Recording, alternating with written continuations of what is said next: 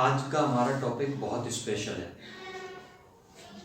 Dipole से related ये बहुत इंपॉर्टेंट एक डेरिवेशन है और बहुत इंपॉर्टेंट टॉपिक है। ये आता है बहुत बार पेपर में। तो सबसे पहले टॉपिक का नाम पे नजर डालिएगा, क्या है? Equilibrium of dipole in uniform field. ये हम स्टडी करने जा रहे हैं, equilibrium of dipole in uniform electric field. तो ये शुरुआत करने से पहले मैं आपको एक बात बता दूं कि यूनिफॉर्म इलेक्ट्रिक फील्ड क्या है। किसी स्पेस में फील्ड की वैल्यू अगर कांस्टेंट हो, फील्ड की वैल्यू अगर कांस्टेंट हो तो उसको यूनिफॉर्म इलेक्ट्रिक फील्ड बोलते हैं।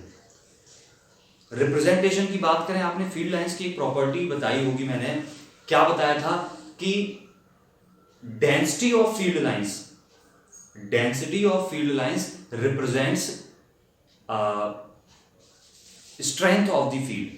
क्या रिप्रेजेंट करती है? फील्ड की स्ट्रेंथ रिप्रेजेंट करती है। फॉर एग्जांपल, जैसे एक पॉजिटिव चार्ज है, इसके लिए फील्ड लाइंस अपन ने ये पढ़ी थी कुछ इस तरीके से थी।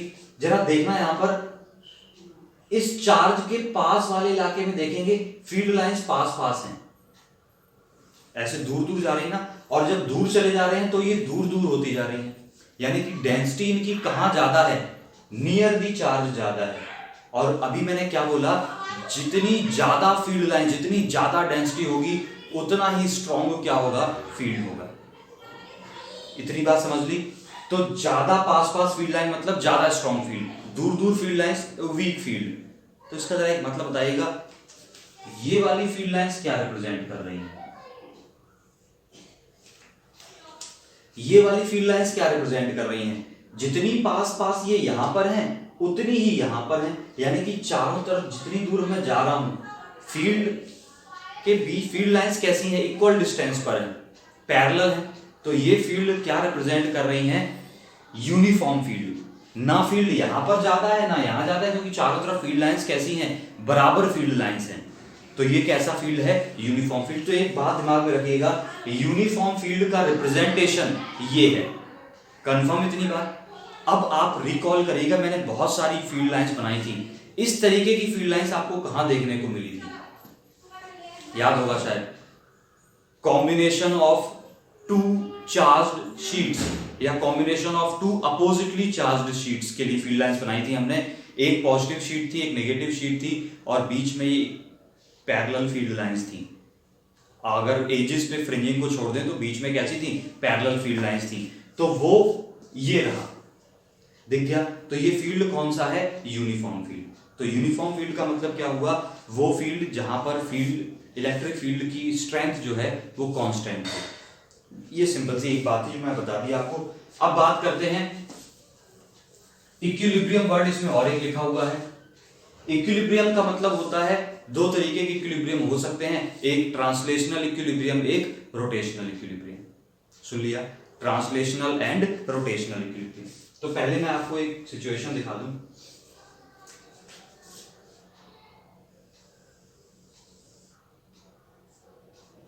मान लिया ये एक यूनिफॉर्म इलेक्ट्रिक फील्ड है, यहां से यहां तक पूरे में एक फील्ड है। कितना है फील्ड? मान लिया E है। कंफर्म इतनी बात? और इस फील्ड में एक डायपोल रखा है, और ये यूनिफॉर्म फील्ड है, और इस फील्ड में क्या रखा है? एक डायपोल रखा है।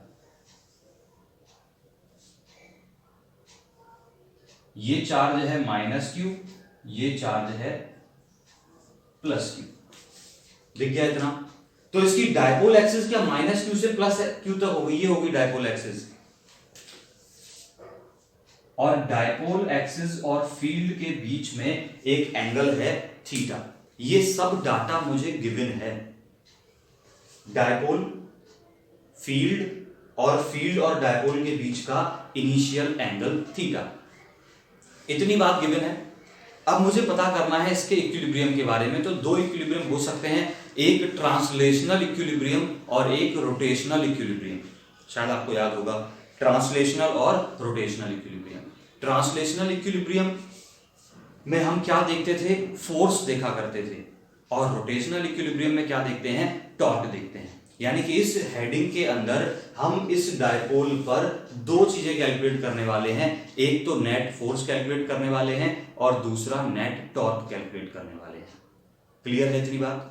अब शुरू करते हैं। जरा बोलिएगा, इस डायपोल पर दो चार्जेस हैं, एक प्लस क्यू एक माइनस क्यू। जैसे ही इसको फील्ड में लिखा, एक पंच लाइन पढ़ी थी हमने, F equals to q E. जब किसी चार्ज को फील्ड में रखा जाता है तब उस पर कितना फोर्स लगता है, Q इंटू ई। ये गोल्डन बॉक्स में बंद किया है हमने पिछले किसी लेक्चर में।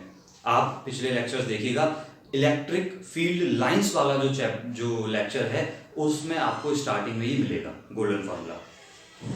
अब देखिएगा, याद है formula, F equals to Q into E होता था। अगर आपको याद एक और बात हो, पॉजिटिव चार्ज के लिए इस फोर्स की डायरेक्शन अलोंग द फील्ड हुआ करती थी और नेगेटिव के लिए अपोजिट टू द फील्ड हुआ करती थी। ये बहुत जरूरी है, अगर तब नहीं याद है तो आज फिर बोल दिया है मैंने एक बार।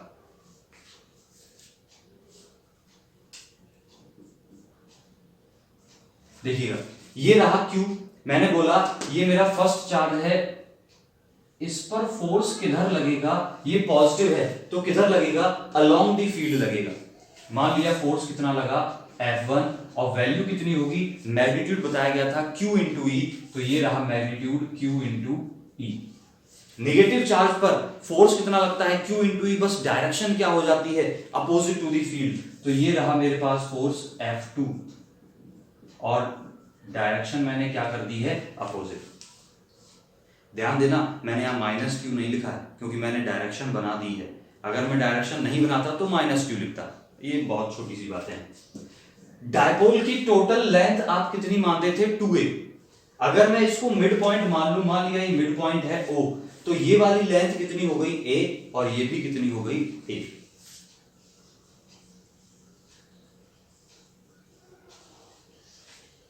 डायग्राम बहुत नीट एंड क्लीन बनाना, बड़ा बनाना आप।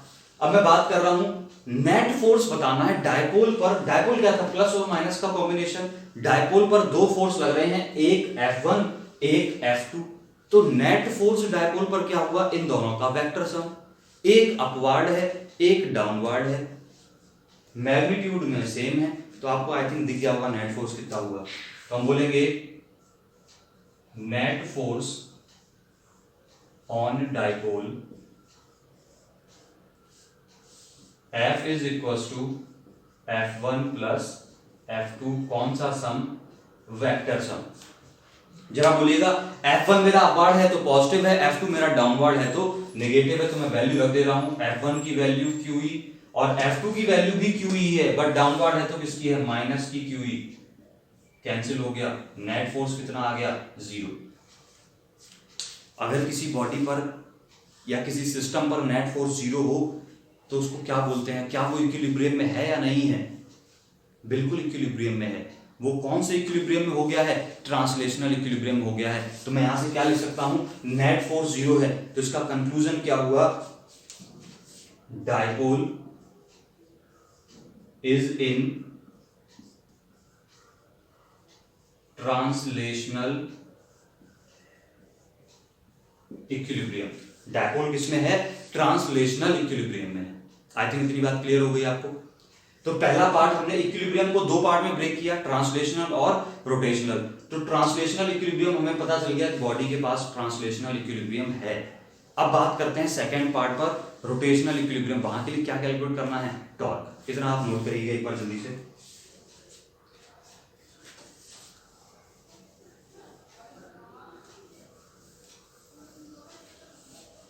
अब बात कर रहे हैं रोटेशनल इक्विलिब्रियम की। रोटेशनल इक्विलिब्रियम के लिए चाहिए मुझे टॉर्क। तो मैं क्या करूंगा, अब यहां पर दो फोर्सेस हैं। टॉर्क के लिए क्या करते हैं, पहले नंबर ऑफ फोर्सेस काउंट करिए। नंबर ऑफ फोर्सेस काउंट करने के बाद एक पॉइंट के अलोंग, किसी एक ओरिजिन के अलोंग, उन सब का क्या कर लीजिए, टॉर्क कैलकुलेट कर लीजिए।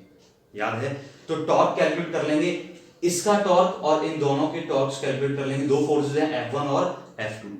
टॉर्क कैलकुलेट करने के बाद उनको वेक्टर की तरह ऐड कर देंगे तो नेट टॉर्क मिल जाएगा मुझे। तो अच्छा, पहले एक बार रिकॉल करा दें, टॉर्क का बेसिक फॉर्मूला क्या था। टॉर्क का बेसिक फॉर्मूला था, टॉर्क को डिनोट करते हैं टाउ से, इतना तो याद रह गया होगा अब तक। डिनोट करते थे टाउ से और क्या होता था, R क्रॉस F। आर यहां पर क्या हुआ करता था, पोजीशन वेक्टर। किसका पोजीशन वेक्टर, उस पॉइंट का पोजीशन वेक्टर जिस पर फोर्स लग रहा है। तो r is the position vector of the point at which force is applied, जिस पर फोर्स अप्लाई किया गया है। एफ तो फोर्स है। अगर आप ए क्रॉस बी जानते हैं तो ये क्या बनता है, आर एफ साइन थीटा। अच्छा, इसकी डायरेक्शन, टॉर्क एक वेक्टर क्वांटिटी है और डायरेक्शन कैसे निकालते हैं, ए क्रॉस बी की डायरेक्शन निकालने के तरीके से। और वो ए क्रॉस बी का रूल क्या कहता था, राइट हैंड थंब रूल था हमारे पास। क्या करिए, फर्स्ट वेक्टर की तरफ राइट हैंड की फिंगर्स को रखिए और सेकंड वेक्टर की तरफ ले जाकर क्लोज कर दीजिए। ये बहुत जरूरी है। अभी हम इस पे आते हैं एक बार जल्दी से। अच्छा, कुछ याद आ रहा है, एक बार मैं समझा दूं, मुझे ऐसा लग रहा है कि कुछ लोगों को नहीं आता है। मान लीजिए ये एक ओरिजिन है O, ये एक पॉइंट है P। इस पॉइंट P पर मैंने बोला एक फोर्स लग रहा है F।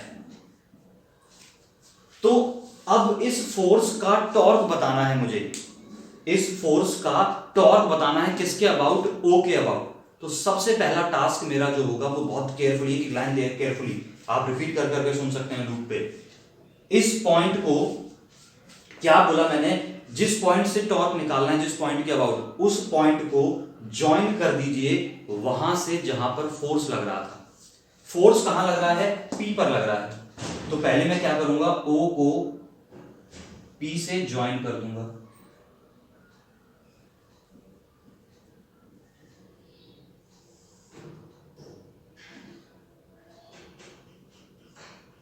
ज्वाइन कर दिया। तो ये जो लाइन बनी मेरी O से P की तरफ, ओरिजिन से उस पॉइंट की तरफ जो लाइन बनी वो मेरा पोजीशन वेक्टर हो गया R, और ये हो गई R की डायरेक्शन। कंफर्म इतनी बात। ये रहा मेरा फोर्स। तो हम टॉर्क लिख लेंगे। अब डायरेक्शन कैसे निकालेंगे, पहले राइट हैंड की फिंगर्स को R की तरफ रख दीजिए। जो पहले लिखा होता है उसकी तरफ रखते हैं राइट हैंड की फिंगर्स को। तो राइट हैंड, ये रहा मेरा राइट हैंड। राइट हैंड की फिंगर्स को मैं कहां रखने जा रहा हूं, फर्स्ट वेक्टर की तरफ, R की तरफ मैंने रख दिया है। और ध्यान ये रखना कि आपकी जो पाम है, ये जो पाम है, ये पाम इंडिकेट कर रही हो किसकी तरफ, सेकेंड वेक्टर की तरफ। सुन लिया। तो मैंने R की तरफ फिंगर्स को रख दिया, सेकेंड वेक्टर F ऊपर की तरफ है, तो मैंने मेरी पाम भी देखा ऊपर की तरफ इंडिकेट कर रही है। और क्या करना है, फिस्ट को क्लोज करना है, और जैसे ही क्लोज करेंगे थंब किधर आ गया है, आउटवर्ड डायरेक्शन। तो इस टॉर्क की डायरेक्शन क्या हुई है, आउटवर्ड। ये यूनिवर्सल रूल है, पूरी फिजिक्स में पता नहीं कितनी बार यूज होगा। पूरा फोर्थ चैप्टर इसी पर बेस्ड है, केवल ये हाथ की उंगलियां चलाने पर, और खत्म हो जाएगा फोर्थ चैप्टर। तो फिलहाल के लिए मैंने क्या बोला, पहले वेक्टर की तरफ फिंगर रखिए राइट हैंड की, पाम किधर इंडिकेट करे, सेकंड वेक्टर की तरफ, और फिस्ट को क्लोज करिए, जो थंब होगा वो डायरेक्शन बताएगा। यहां से उठ के मैं आप वापस आ रहा हूं। क्या बोला, टॉर्क ऑफ, पहले दो फोर्सेस हैं, पहले F1 का टॉर्क निकाल रहा हूं मैं, F1 अबाउट O के अबाउट F1 का टॉर्क निकाल रहा हूं। जरा देखना, सबसे पहले तो आप ये पहचानने की कोशिश करना, टॉर्क का फॉर्मूला मैंने सामने लिख दिया है, RF sin थीटा। यहां से उठा के लिख दिया है RF sin थीटा। R को पहचानने की कोशिश करना, R क्या है, अभी बताया था, जिस पॉइंट से टॉर्क निकालना है, जिस पॉइंट के अबाउट, वहां से किसको ज्वाइन कर दीजिए, जहां फोर्स लग रहा है। फोर्स कहां है, ये रहा। तो ये लाइन ज्वाइन हो रखी है, दिख रही है। तो ये बन गया मेरा R, देखा। अब देखना, R और F के बीच की बात करें, क्या ये फोर्स F1 और ये फील्ड पैरेलल हैं, बिकॉज अलोंग द फील्ड लगता था फोर्स। ये एंगल अगर थीटा है तो करस्पॉन्डिंग एंगल होने के नाते ये भी कितना है, थीटा। R की वैल्यू जरा पहचानना, यहां से यहां तक की डिस्टेंस कितनी है, क्या A है। तो क्या बन गया, tau is equal to, tau 1 मान लेता हूं F1 का है, tau 1 is equal to A। F की जगह क्या QE लिख सकते हैं हम, फोर्स कितना है, QE साइन थीटा। लाइन सुन ली इतनी। अब डायरेक्शन की बात करिएगा। डायरेक्शन अभी बताया था मैंने, आप में से कई लोग जान चुके होंगे। फर्स्ट वेक्टर की तरफ राइट हैंड की फिंगर्स को रख दिया, फोर्स ऊपर की तरफ है, फिंगर्स को ऊपर लेकर चले गए, थंब किधर आ गया, आउटवर्ड। और आउटवर्ड डायरेक्शन इस बोर्ड के आउटवर्ड डायरेक्शन, परपेंडिकुलर आउटवर्ड, उसको रिप्रेजेंट करने का एक सिंबल याद रखिएगा दिमाग में, क्या होता है, एक सर्कल के अंदर डॉट, सर्कल के अंदर डॉट, ये क्या रिप्रेजेंटेशन है, परपेंडिकुलर आउटवर्ड। क्लियर है इतनी बात, परपेंडिकुलर आउटवर्ड। अब बात करते हैं F2 का टॉर्क निकालते हैं, torque of F2 about O, फिर से फॉर्मूला वही है, आर एफ साइन थीटा। अब आर की वैल्यू पहचानिए इस बार, आर की वैल्यू क्या होगी, आर की वैल्यू क्या होगी, ओ पॉइंट से जिस पॉइंट पर फोर्स लग रहा है उसको मिलाने वाली लाइन, क्या ये आगे वो लाइन, ये हो गया आपका आर।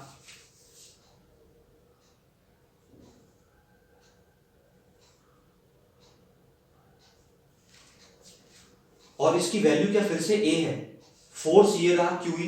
अब एंगल फिर से पहचानना, आर और एफ के बीच का एंगल कितना है, क्या ये है आर और एफ के बीच का एंगल, आर और एफ के बीच का एंगल। जरा थोड़ी सी ज्योमेट्री देखना, अगर ये थीटा है तो वर्टिकली अपोजिट ये भी थीटा, क्या अब दोनों फिर से करस्पॉन्डिंग एंगल्स हो गए, तो ये भी कितना, थीटा।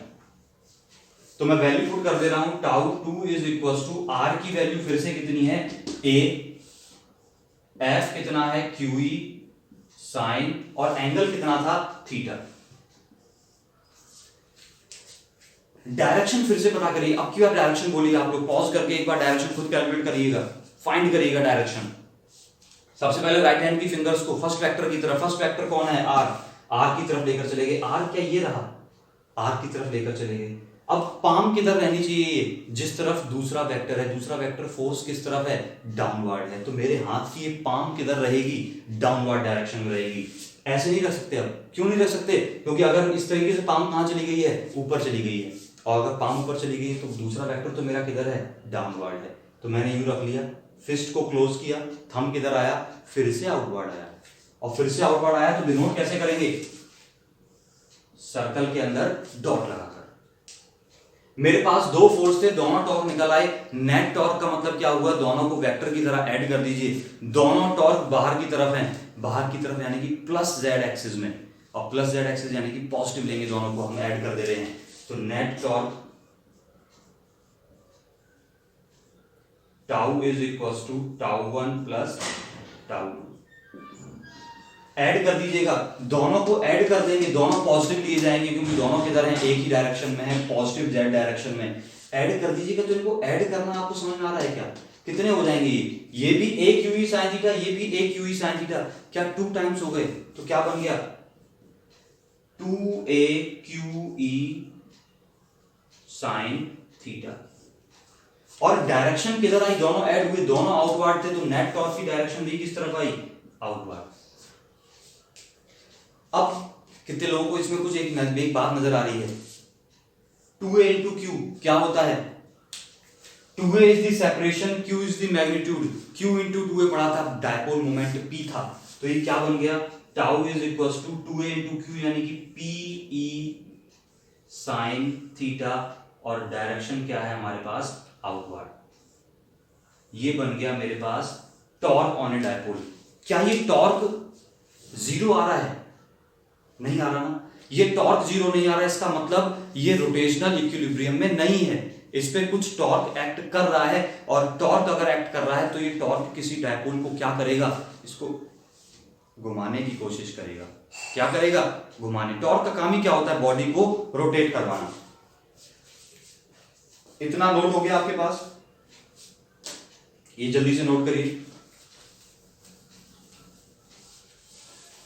एक और जरूरी बात यहीं पर छोड़ रहे हैं, अभी छोड़ नहीं रहे हैं, जरा बताना, P एक वेक्टर, E भी एक वेक्टर, और डायरेक्शन मुझे पता है, P भी एक वेक्टर है, E भी एक वेक्टर है, डायरेक्शन मुझे पता है, तो इसको मैं A क्रॉस B की फॉर्म में लिख सकता हूं। किस फॉर्म में लिख सकता हूं, A क्रॉस B की फॉर्म में लिख सकता हूं। तो अब एक बात बताइएगा, दो फॉर्म्स लिख सकता हूं मैं, या तो मैं इसको P क्रॉस E लिख सकता हूं, या फिर E क्रॉस P लिख सकता हूं।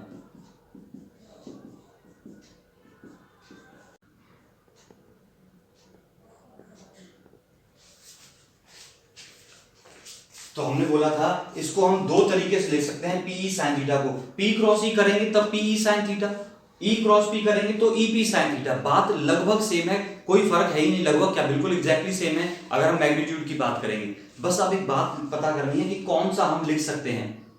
तो कौन सा हम लिख सकते हैं, मुझे डायरेक्शन पता है, मैं जिस भी तरीके से करूं डायरेक्शन क्या आनी चाहिए, आउटवर्ड आनी चाहिए। एक बार मैं ई क्रॉस पी करके देखता हूं।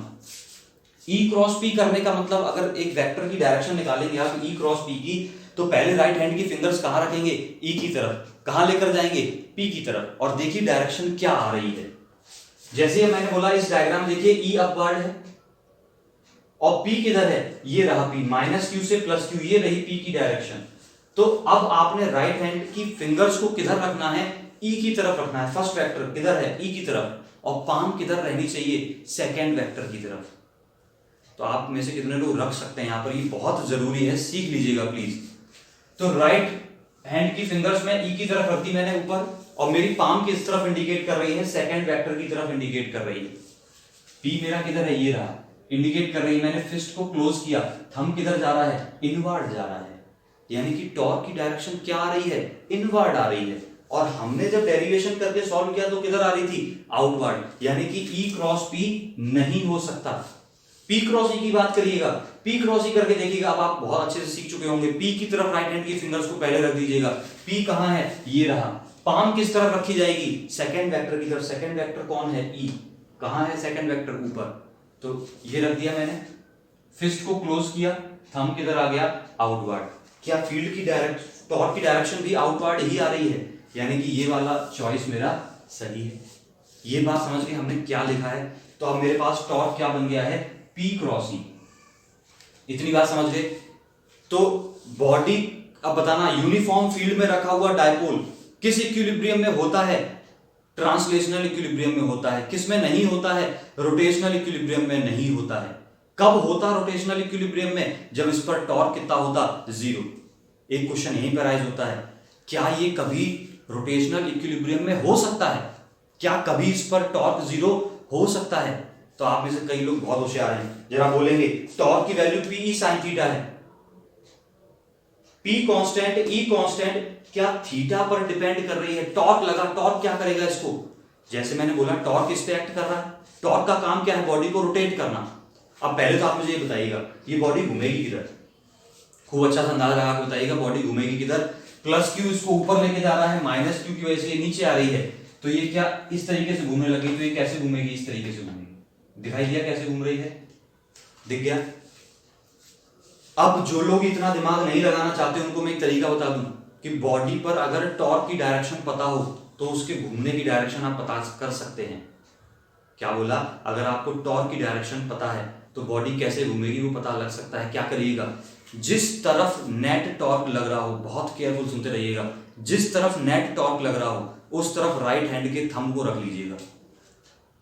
नेट टॉर्क किधर लग रहा था, आउटवर्ड, तो अपने राइट हैंड के थंब को आउटवर्ड डायरेक्शन में रख लीजिएगा। ये रहा बोर्ड और इसके आउटवर्ड डायरेक्शन में मैंने राइट हैंड के थंब को रख लिया है। और फिस्ट को क्लोज करिए, फिस्ट को क्लोज करिए। जैसी फिंगर्स घूम रही हैं वैसी ही हमारे पास बॉडी घूमेगी। तो ये कैसे घूम रही थी आपको दिखाई दे रहा है, क्या ये एंटी क्लॉकवाइज घूम रहा है, तो बॉडी भी कैसे घूमेगी, एंटी क्लॉकवाइज। तो हमने क्या सीखा, बॉडी किधर घूमेगी पता चल गया, एंटी क्लॉकवाइज घूमेगी। अब बात करते हैं एक और बहुत जरूरी बात कि थीटा पर डिपेंड कर रहा है। अगर बताइएगा ये थीटा की वैल्यू अगर किसी सिचुएशन में 0 हो जाए, क्या हो जाए, 0 हो जाए, तो क्या ये डायपोल पर टॉर्क 0 हो जाए, बिकॉज साइन थीटा, साइन 0 कितना होता है, 0। तो हम बात करते हैं रोटेशनल इक्विलिब्रियम की। अब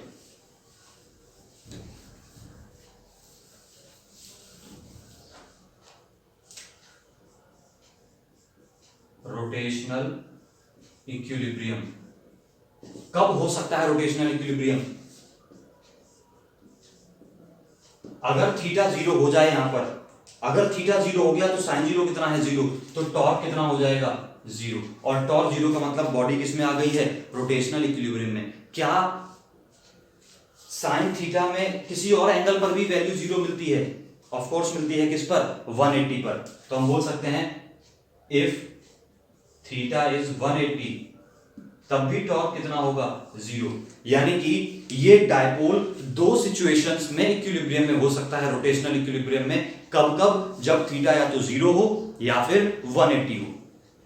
दोनों लाइन सुनी, या तो थीटा 0 हो या 180 हो। अब यहां पर एक और बहुत जरूरी बात आती है, इक्विलिब्रियम भी दो तरीके का हो सकता है, ट्रांसलेशनल और रोटेशनल। अब वो बताने से पहले एक पंच लाइन बोलने जा रहा हूं, बहुत ध्यान से सुनना। ये डायपोल यूं रखा था, दिखाई दिया, ये डायपोल है, -q + q ये डायपोल है, ऐसे रखा था। जैसे ही मैंने इसको रिलीज किया, इस पर एक टॉर्क लगा और उस टॉर्क ने इसको घुमा दिया, और घुमा दिया तो किधर घुमाया, एंटी क्लॉकवाइज। और ध्यान देना ये ऐसे आ गया, तो इस केस में इस पर टॉर्क कितना हो गया, अभी 0 हो गया। यानी कि इस फील्ड ने इस डायपोल को रोटेट किया और अपने अलाइन कर लिया। क्या कर लिया, अपने अलाइन कर लिया। सुन पाइए बात इतनी, तो एक पंच लाइन बनती है कि electric field tries to align the dipole along its direction. बहुत कीमती लाइन है, सुन लेना, लिख लेना। क्या बोली, electric field tries to align the dipole along its direction, अपनी डायरेक्शन में अलाइन करने की कोशिश करती है। लिख ली बात। अब हुआ क्या, जरा देखना, ये डायपोल यहां रखा था, चलना शुरू हुआ। अब पहले मैं आपको कुछ और बात बता दूं, उसके बाद आते हैं इस पर, जरूरी बात है। मैंने बताया अब इक्विलिब्रियम दो तरीके के होते हैं, स्टेबल और अनस्टेबल। अब मैं आपको बहुत जरूरी बात सिखाने जा रहा हूं। इक्विलिब्रियम दो तरीके के, स्टेबल और अनस्टेबल। स्टेबल इक्विलिब्रियम वो होता है अगर किसी बॉडी को उसकी इक्विलिब्रियम की पोजीशन से जरा सा भी शिफ्ट कर दिया जाए, जरा सा शिफ्ट कर दिया जाए, तो वो वापस अपनी पोजीशन गेन कर ले। उस तरीके के इक्विलिब्रियम को क्या कहते हैं, स्टेबल इक्विलिब्रियम। सुन पाया, कोई इक्विलिब्रियम में रखा है, मैंने उसको डिस्प्लेस किया, वो वापस से वहीं पहुंच जाए रिलीज करने पर, तो वो कैसा इक्विलिब्रियम है, स्टेबल। और अगर वापस ना पहुंचे तो वो कौन सा है, अनस्टेबल इक्विलिब्रियम। सुन लिया, जरा देखिएगा यहां पर पहला केस करने जा रहा हूं इक्विलिब्रियम का, थीटा 0 पर। ये था मेरे पास फील्ड E, और क्या बोला है, थीटा 0 होना है। थीटा किसके किसके बीच का था, डायपोल और फील्ड के बीच का एंगल था। और ये रहा, मैंने मान लिया एक डायपोल P, तो P और E के बीच अभी एंगल कितना है, 0। और डायपोल में आप जानते हैं P और E का मतलब ये हुआ कि P की डायरेक्शन क्या होती है, -q से +q, यही होती है। अब मैंने क्या बोला, ये डायपोल है, ये रही इसकी डायरेक्शन P। इसको मैं इसकी इस पोजीशन से थोड़ा सा डिस्प्लेस कर दूं और ये वापस अगर आ जाए वहीं पर, तो ये स्टेबल इक्विलिब्रियम है। तो मैं इसको डिस्प्लेस करके दिखा रहा हूं आपको। मैंने इसे डायपोल यूं रखा था, इसको हल्का सा रोटेट कर दिया, ये रहा फील्ड मेरे पास। इसको डायपोल को हल्का सा क्या कर दिया मैंने, रोटेट कर दिया। रोटेट कर दिया यानी कि ये क्या हो गया, -q, और ये क्या हो गया, +q। जैसे ही मैंने इसको रोटेट किया, बताइए इस पर टॉर्क किस तरफ लगेगा, टॉर्क किस तरफ लगेगा। टॉर्क क्या था, P क्रॉस E। P की तरफ राइट हैंड की फिंगर्स को रखिए, E की तरफ लेकर जाइए, या फिर आप वो छोड़िए। फोर्स बताइएगा इस पर किधर लगेगा, -q पर ये लगेगा फोर्स, +q पर ये लगेगा फोर्स। अब आप इस तरीके से सीख सकते हैं जल्दी से। क्या बोला, +q पर इधर लगेगा, -q पर इधर लगेगा। ये वापस से घूम गया, क्या दिखाई दिया, ये वापस से अपनी शेप को, अपनी पोजीशन को रीगेन कर लेगा। और इसका मतलब ये इक्विलिब्रियम कैसा है, स्टेबल है। इसका मतलब इक्विलिब्रियम कैसा है, स्टेबल है। तो मैं बोल सकता हूं थीटा 0 होने पर टॉर्क 0, और इक्विलिब्रियम कैसा होता है, स्टेबल। पूछा जाता है पेपर में, स्टेबल इक्विलिब्रियम की कंडीशन क्या है, जब थीटा 0 होगा, किसके किसके बीच का, P और E के बीच का एंगल 0 होगा, तब वो स्टेबल इक्विलिब्रियम। क्या इतनी लाइन सुन ली है। अब मैं बात करता हूं 180 डिग्री के केस की। ये दिखाई दिया वापस कैसे पहुंच रहा है, ना समझ में आए तो पूछना बाद में। अब बात करते हैं 180 के केस की। ये रहा मेरे पास फील्ड 180 डिग्री, क्या ये हो गया, ये हो गया डायपोल। तो -q किस तरफ होगा, अगर ये P इस तरफ है तो -q किधर होगा, -q और +q। इसको फिर से अपनी पोजीशन से थोड़ा सा शिफ्ट करिए, हमने थोड़ा सा शिफ्ट कर दिया और शिफ्ट कर दिया, ये बन गया।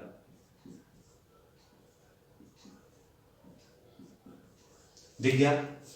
अब जैसे ही मैंने इसको शिफ्ट किया है, जरा फोर्सेस एक बार देखिएगा किधर लगेंगे।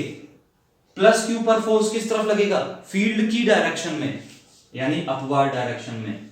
माइनस क्यू पर किधर लगेगा? खूब याद किया है, माइनस क्यू पर फील्ड किधर लगेगा, फोर्स किधर लगेगा? अपोजिट टू द फील्ड,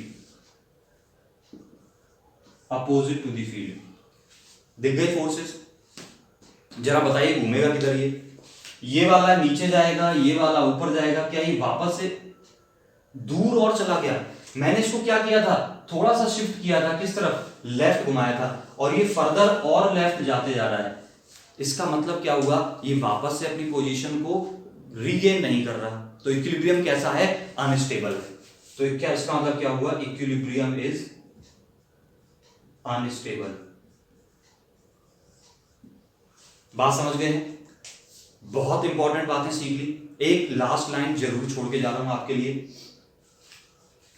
एक पंच लाइन लिख ली थी आपने। इलेक्ट्रिक फील्ड क्या करता है? इलेक्ट्रिक फील्ड डायपोल को अलाइन करने की कोशिश करता है। किसके अलोंग? फील्ड के अलोंग, यानी अपने अलोंग अलाइन करने की कोशिश करता है।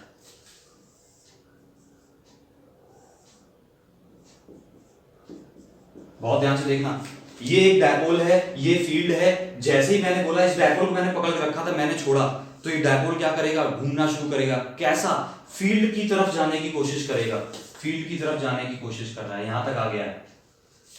लेकिन एक बात बताना, जब ये इधर आने की कोशिश कर रहा था, टॉर्क लग रहा था, तो इसका मतलब इस पर एक एक्सेलरेशन लग रहा होगा, एंगुलर एक्सेलरेशन, और इसकी वेलोसिटी, एंगुलर वेलोसिटी धीरे धीरे बढ़ती जाएगी। और एंगुलर वेलोसिटी अगर धीरे धीरे बढ़ती जाएगी, तो अभी मान लो ये रेस्ट पर था, जीरो एंगुलर वेलोसिटी थी, बढ़ी 10, 20, 5, जितनी भी बढ़ी, जो भी बढ़ी, वेलोसिटी बढ़ती चलेगी। तो क्या जैसे ही यहां पर आया आपने ऐसा, तो क्या एकदम रुक जाएगा? ये बात समझे? वेलोसिटी बढ़ती जा रही थी, जैसे ही यहां पर आया तो टॉर्क तो जीरो हो गया, क्या ये रुक जाएगा एकदम? ये बहुत बड़ा क्वेश्चन है आपके लिए। चलती गाड़ी में आप इंजन बंद कर दीजिए, क्या गाड़ी रुक जाएगी? आपने इंजन बंद कर दिया, यानी कि सोर्स, इंजन ने फोर्स लगाना बंद कर दिया, गाड़ी नहीं रुकेगी, कुछ देर लगेगी ना उसको गाड़ी को रुकने में। अब वो रुकेगी किस वजह से? फ्रिक्शन की वजह से। यहां पर वो फ्रिक्शन भी नहीं है। मैंने क्या बोला? डायपोल यहां से चला, यहां आया, टॉर्क जीरो, लेकिन ये रुका नहीं। क्यों नहीं रुका? बिकॉज इसने पहले से कुछ वेलोसिटी गेन कर ली है। अब ये डायपोल यहां से निकलकर आगे चला, आगे बढ़ा। जैसे ये आगे बढ़ता है, इस पर टॉर्क किधर लगना शुरू होगा? पी क्रॉस ही करेंगे, तो पी क्रॉस ही करेंगे तो टॉर्क किधर लगना शुरू हुआ? इनवर्ड डायरेक्शन में। और अगर टॉर्क इनवर्ड डायरेक्शन में आया तो कैसे डिनोट करते हैं? क्रॉस से।